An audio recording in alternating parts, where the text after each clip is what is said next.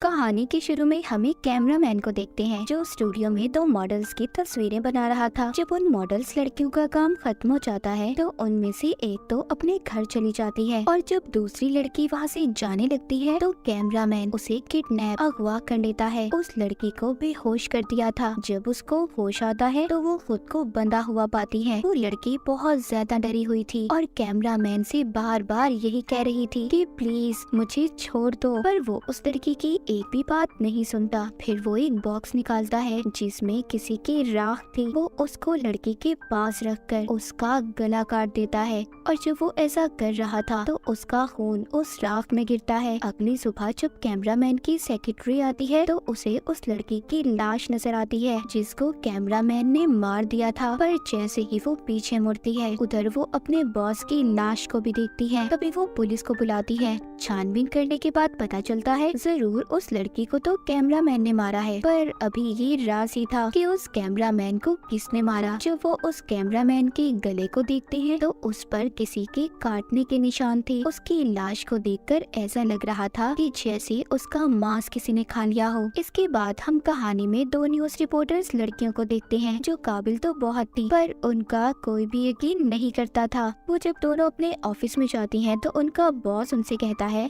कि इस केस के बारे में पता करें कि आखिर उस कैमरामैन की मौत कैसे हुई, उसे इतनी बेदर्दी से किसने मारा। अब वो दोनों एक लैब की लड़की से मिलती हैं। वो उसको होटल में खाना खिलाती है और इस केस के बारे में पूछती है। वो लड़की उन दोनों रिपोर्टर्स को बताती है कि उस कैमरामैन ने तो लड़की को मारा है। हमें उसके घर से कुछ मोमबत्तियां मिली। उन्हें देखकर ऐसा लग रहा था कि जैसे वहाँ पर कोई रिचुअल, कोई जादू हुआ हो और कैमरामैन की गर्दन पर किसी के दांतों के निशान थे कि जैसे किसी ने उसके गले को चबा कर खाया हो। ये दोनों जब ये सुनती हैं तो काफी परेशान हो जाती हैं और सोचने लगती हैं कि ऐसा आदमखोर कौन हो सकता है जो इंसानों को ऐसे खौफनाक तरीके से खा रहा हो। इसके बाद हमें सैंड्रा नाम की एक लड़की दिखाई जाती है जो योगा करके अपनी गाड़ी की तरफ जा रही थी। जैसे ही वो अपनी गाड़ी में बैठने लगती है तो कुछ लोग आकर उसकी गाड़ी को चुरा कर ले जाने वाले थे, पर तभी जो वो गाड़ी को चुरा कर भाग रहे थे तो पहले ही सैंड्रा की गाड़ी में कोई मौजूद था जो उनको काफी बुरी तरह मारता है और फिर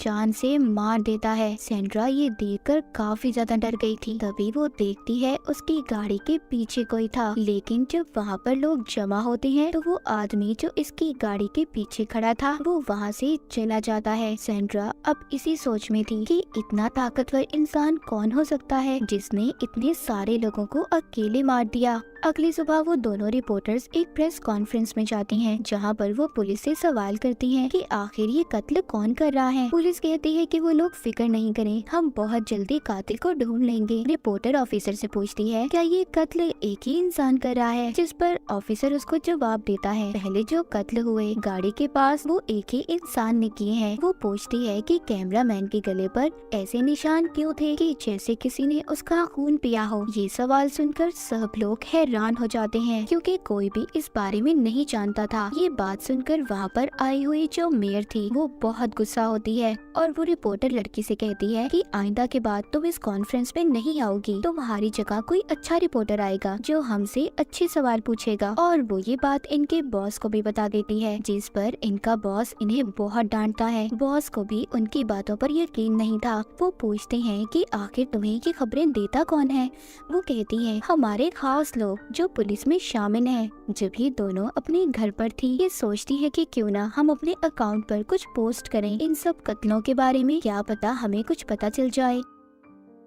तभी इन्हें लैब में काम करने वाली लड़की का फोन आता है। वो उन्हें बताती है जिन भी लोगों का हमने डीएनए का टेस्ट किया है वो एक ही आदमी है जो सबको मार रहा है, पर जो उस मॉडल लड़की की मौत हुई वो तो कैमरामैन ने ही की थी। अब ये दोनों इन सब बातों का पता करने कैमरामैन की ऑफिस में जाती हैं जहाँ पर सबसे पहला कत्ल हुआ था। जब ये वहाँ पर जाती हैं तो वहाँ पर इन्हें एक बॉक्स मिलता है। ये वो ही था जो हमने कहानी के शुरू में कैमरामैन के हाथ में देखा था, पर अब उस बॉक्स में राख नहीं थी। छानबीन करने पर इन्हें जादू का सामान भी मिलता है जिसे देखकर इन्हें पता चलता है कि यहाँ पर जरूर किसी ने कोई जादू किया होगा। वो दोनों सब चीजें देखकर सोचती हैं कि जरूर वो कैमरामैन किसी कल्ट, किसी ग्रुप का आदमी होगा जिसने यहाँ पर जादू करके किसी को जिंदा किया है, और वो वही इंसान है जो जिंदा होकर अब सबको एक एक करके मार रहा है। अब जब सब इन दोनों को पता चल गया था, लेकिन ये दोनों सोचती हैं बिना सबूत के कोई भी इनकी बातों पर यकीन नहीं करेगा, इसलिए ये दोनों फैसला करती हैं कि पहले ये सबूतों को इकट्ठा करेंगी। उधर सेंड्रा,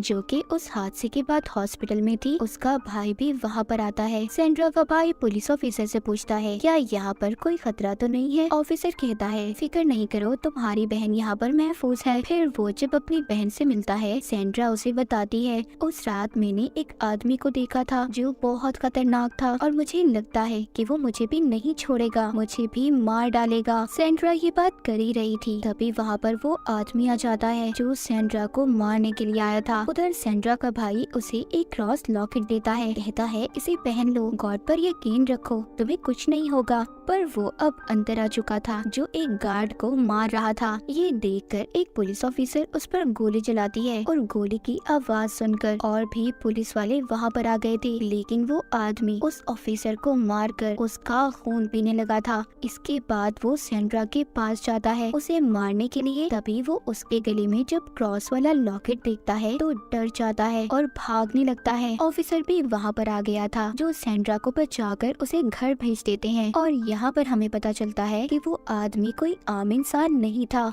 वो एक ड्रैकुला था जो सिर्फ रात को बाहर निकलता था। और ये यहाँ पर आया कैसे, ये हमें कहानी में आगे जाकर पता चलेगा। इसके बाद हमें एक लड़की दिखाई जाती है जो अपने काम से वापस घर जा रही थी। जब वो गाड़ी में बैठती है तो ड्रैकुला पीछे से आकर उसके गले को पकड़ लेता है, उसे मार कर उसका खून पीने लगता है। अगली सुबह दोनों रिपोर्टर्स को उनका बॉस कहता है मैंने आज नया शो शुरू किया है जिसमें लोग हमें अपनी राय देंगे कि कातिल कौन है, और उनको इस केस पर बहुत से मैसेज भी आना शुरू हो जाते हैं जिसमें लोगों ने उन्हें अपने अपने ख्यालात बताए थे कि ऐसा क्यों था और इसके पीछे राज क्या था। वो दोनों रिपोर्टर लड़कियां कुछ लोगों के नामों को चुन लेती हैं और उनसे बात करने की भी कोशिश करती हैं। उधर सेंड्रा का भाई भी उसे अपने घर ले आया था। वो बताता है कि यहाँ पर कैमरे लगे हुए हैं, तुम फिक्र नहीं करो, तुम्हारी जान को खतरा नहीं होगा। तभी सेंड्रा रिपोर्टर की वीडियो देखती है जिसमें वो कह रही थी कि इस केस के बारे में कोई भी अगर कुछ भी जानता है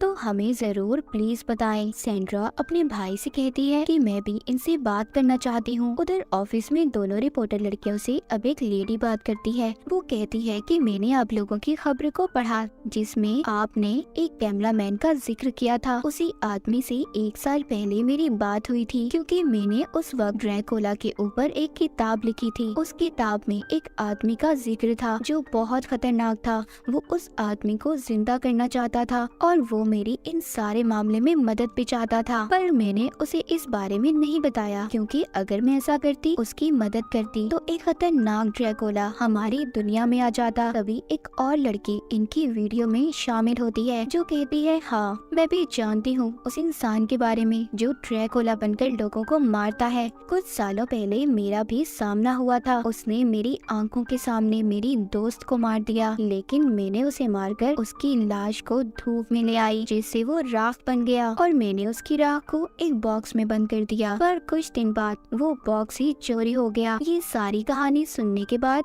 दोनों समझ गई थी कि ये ड्रैकुला ही है जो अब दोबारा लोगों को मार रहा है और वापिस आ चुका है। जब ये दोनों घर जा रही थी तो तभी इन्हें सेंड्रा की कॉल आती है जो इनको सब बताती है जो सब उसने अपनी आंखों से देखा था। सेंड्रा की बातें सुनकर तो दोनों को पक्का यकीन हो गया था कि ये ड्रैकुला ही है। जिधर सेंड्रा रुकी हुई थी उधर वो ड्रैकुला आ गया था। वो वहाँ पर आकर सेंड्रा के दोस्तों को मार रहा था। सेंड्रा वीडियो कॉल के जरिए दोनों रिपोर्टर लड़कियों को दिखाती है कि वहाँ पर सब क्या हो रहा था। वो दोनों जब ये देखती हैं कि ड्रैकुला कैसे इंसानों को मार रहा है तो वो भी बहुत ज्यादा डर जाती हैं। तभी सेंड्रा का भाई आ जाता है जो उसको वहाँ से ले जाने आया था, लेकिन वो ड्रैकुला वहाँ पर भी आकर सेंड्रा के भाई को मार देता है और फिर सेंड्रा को उसने इनको भी वीडियो कॉल पर देख लिया था। जब ये उसकी शक्ल देखती हैं तो दोनों बहुत ज्यादा डर जाती हैं। वो जाकर सारी बातें पुलिस ऑफिसर को बताती हैं तो वो कहता है तुमने क्या मशहूर होने के लिए ये कहानी बनाई है, अगर ऐसा है तो प्लीज ऐसा मत करो, बहुत फजूल कहानी है तुम्हारी। वो जान चुकी थी कि बिना सबूत के कोई भी इन पर यकीन नहीं करेगा। वो सोचती है कि दिन के वक्त वो ड्रैकुला आखिर रहता कहाँ होगा। वो उसके लिए हथियार भी बनाती हैं ताकि ये उसका सामना कर सके। एक दिन इन्हें एक आदमी का फोन आता है जो इनकी मदद करना चाहता था। वो अब इन दोनों को अपने ऑफिस में बुलाता है। ये पूछती है कि आखिर उन्होंने यहाँ पर क्यों बुलाया है। वो आदमी बताता है कि हमारी डीलर कंपनी है, हम लोग घर बनाकर बेचते हैं। उन्हें बताता है कि मेरे पास एक दिन एक आदमी आया था जिसने मुझे कहा कि मुझे एक ऐसा घर चाहिए जो बिल्कुल वीरान हो और बहुत सुनसान जगह पर, वहाँ पर कोई आता जाता ना हो। मैंने उसे वो घर दे दिया था। वो दोनों सुनकर कहती है कि आखिर ये सब बातें आप हमें क्यों बता रही हैं? वो आदमी कहता है हो सकता है जिस ड्रैकुला की तलाश तुम कर रही हो वो वहीं पर हो। वो उन दोनों को वहाँ की चाबियां भी दे देता है। दोनों अब वहाँ पर जाने का फैसला करती हैं। जब ये दोनों वहाँ पर जाती हैं तो वो बिल्डिंग वाकई ही सुनसान थी। ये वहाँ पर सबूतों को इकट्ठा करने लगती हैं, पर उन्हें वहाँ पर कोई सबूत नहीं मिला था, इसीलिए अब ये दोनों वापस जा रही थी। लेकिन तभी उनकी नजर एक अखबार पर पड़ती है जो 2 हफ्ते पहले का था। उसे देखकर वो सोचती हैं कि अगर यहाँ पर कोई नहीं रहता तो ये अखबार यहाँ पर कैसे आया होगा। तभी वो एक लड़के की लाश को देखती हैं। उधर ही वो ड्रैकुला भी था जो इसका पाँव पकड़ लेता है और इन पर हमला कर देता है। ये दोनों जब यहाँ से भागने की कोशिश करती हैं तो ड्रैकुला ने इनको पकड़ लिया था और बहुत मारता है। उनका खून पीने की भी कोशिश करता है, लेकिन वो दोनों भी हार नहीं मानती, उस पर हमला करती हैं। ड्रैकुला एक रिपोर्टर को तो बहुत मारता है और उसे बेहोश भी कर देता है और दूसरे रिपोर्टर का खून पीने के लिए उसकी तरफ बढ़ रहा था, पर वो भागकर सूरज की रोशनी में आ गई थी। इसके बाद ड्रैकुला दोबारा से उसकी तरफ जाता है जो बेहोश थी, पर अब उस लड़की को भी होश आ गया था और वो एक लकड़ी उठाकर ड्रैकुला को मार देती है जिससे वो बेहोश हो गया था। ये दोनों खींचकर उसे सूरज की रोशनी में ले आई थी जिससे वो दोबारा राख में बदल गया था। इसके बाद हम कुछ दिन बाद की कहानी को देखते हैं। दोनों रिपोर्टर्स बहुत ज्यादा जख्मी थी। कोई भी इनकी बातों पर यकीन नहीं कर रहा था कि इन्होंने एक ड्रैकुला को मार दिया। इसीलिए ये दोनों अभी फैसला करती हैं कि ये दोनों प्रेस को छोड़ देंगी और शादी करके कहीं दूर रहने लगती हैं। कहानी के आखिर में हम एक छोटी बच्ची को देखते हैं जो एक लेडी को ड्रैकुला की राख एक जार में दे रही थी। हम देखते हैं उसके नाखून बहुत बड़े थे जैसे कि वो भी ड्रैकुला हो। तो जैसे उस कैमरामैन ने इस राख के अंदर लड़की का खून डालकर इसे जिंदा किया था, मगर ड्रैकुला ने निकलते ही उसको भी मार दिया। फिर दोनों रिपोर्टर्स ने अपनी बहादुरी से उस ड्रैकुला को मारा, मगर उस ड्रैकुला की राख जब तक इस दुनिया में रहेगी तो कोई ना कोई इंसान उसे अपने फायदे के लिए लड़की का खून उसमें डालकर इसे जिंदा करेगा और ये ड्रैकुला फिर से दुनिया में तबाही फैलाने आएगा। और इसी के साथ ये कहानी यहीं पर खत्म हो जाती है।